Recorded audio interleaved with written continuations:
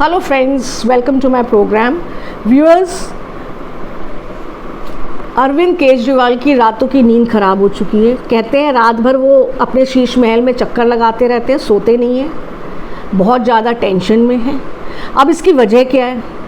इसकी वजह जो है वो मनीष सिसोदिया की लीगल टीम है, और कैसे है वो मैं आपको आगे प्रोग्राम में बताऊंगी। लेकिन पहले हम डिस्कस करेंगे संजय सिंह। वो कहते हैं ना कि आदमी की प्रवृत्ति नहीं बदलती। आदमी चाहे अपने आप को कितना भी सुधारने की कोशिश करे, लेकिन जो उसका बेसिक नेचर होता है वो कभी चेंज नहीं होता है।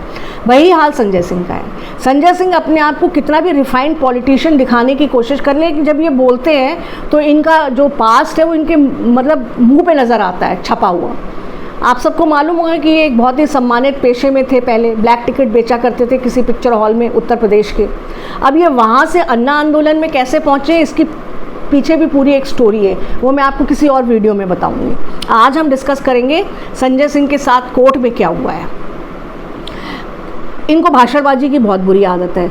संसद में भी जब ये भाषण देते हैं तो ये आपे से बाहर हो जाते हैं, सारी मर्यादाएं तोड़ देते हैं, और इसकी वजह से इनको सस्पेंड भी किया जा चुका है राज्यसभा से।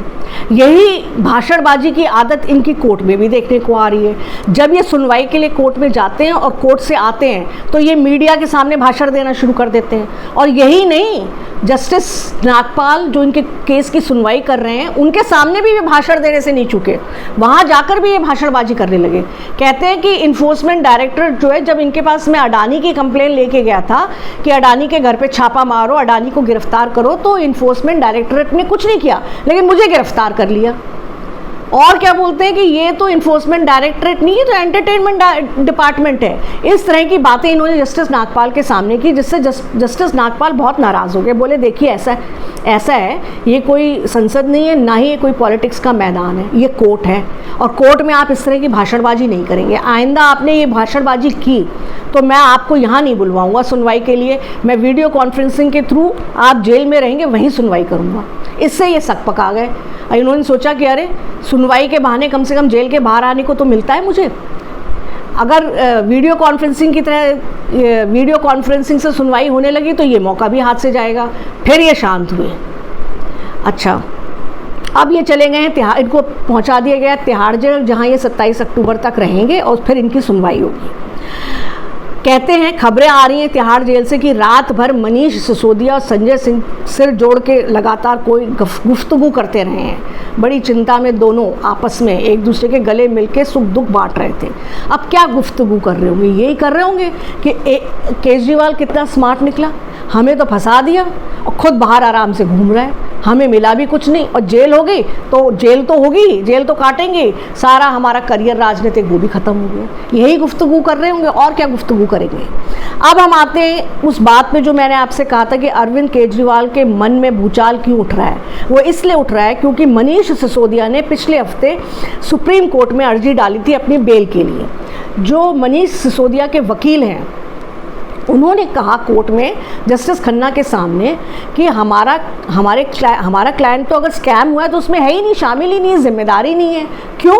क्योंकि जो एक्साइज पॉलिसी में जो चेंज किए गए थे वो तो एक कमेटी बनाई गई थी, उस कमेटी ने रिकमेंड किए थे वो चेंजेस, और उसके बाद उस पॉलिसी को ग्रुप ऑफ मिनिस्टर्स से ने पास किया था कैबिनेट ने, और बाद में लेफ्टिनेंट गवर्नर ने भी उस पर अप्रूवल का ठप्पा लगाया था। बोले मेरे क्लाइंट के हाथ में तो कोई पैसा आया ही नहीं है, ना तो इनके अकाउंट में आया है, और ईडी ने घर में और दफ्तर में भी छापा मार लिया, वहाँ से भी एक पैसे की रिकवरी नहीं हुई है, तो मेरा क्लाइंट तो इसके लिए जिम्मेदार है ही नहीं। और ईडी ने कोर्ट को ये भी बताया था कि जो भी पैसा इसमें लिकर स्कैम में जो भी रिश्वत ली गई है उसका उपयोग किया गया आम आदमी पार्टी द्वारा पंजाब के चुनाव में। तो ये बात भी ईडी ने कोर्ट को बताई थी। तो इस पर ईडी इसके मनीष सिसोदिया के वकीलों की बात सुनकर जस्टिस खन्ना ने कहा कि हाँ, ईडी से कहा कि इनकी बातों में दम है, इनकी दलीलों में। भाई मनीष सिसोदिया ने तो एक पैसा लिया नहीं है, ना उनके अकाउंट से किसी चीज़ की रिकवरी हुई है, ना घर से ना ऑफिस से। जब पैसा पार्टी ने लिया है तो आपको आम आदमी पार्टी को अक्यूज बनाना चाहिए था। अब अगर आम आदमी पार्टी को अक्यूज बनाया जाता है तो आम आदमी पार्टी के हेड कौन है? केजरीवाल प्रेसिडेंट। तो गाज गिरेगी किसके ऊपर? केजरीवाल के ऊपर।